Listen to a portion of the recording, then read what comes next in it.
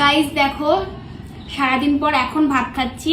সেই সকালবেলায় ভাত খেয়েছি, তারপরে কাজ করছিলাম, রান্না করছিলাম। মা বাড়ি ছিল না, রান্না বান্না করতে করতে মানে 3টে বেজে গেছে। আর আমার 3টের সময় পড়ানো থাকে, আমি পড়াতে চলে গেছি, 2 জায়গায় পড়িয়ে এখন কেবল আসলাম। আর এখন বাজে 7টা, আর আমি এখন খাচ্ছি ভাত।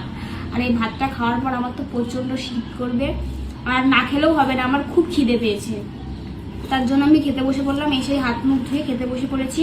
আর আজকে আমি কি কি রান্না করেছি আসো দেখো। দেখো এখানে আছে বেগুন দিয়ে করেছিলাম মেথি শাক, আর এখানে পালং শাকের চচ্চড়ি করেছিলাম, আর এখানে আলু দিয়ে ফুলকপি দিয়ে ডিম।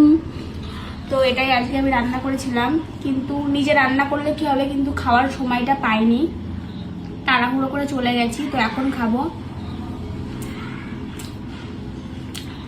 খেয়ে শুয়ে পড়বো। এত ঠান্ডা,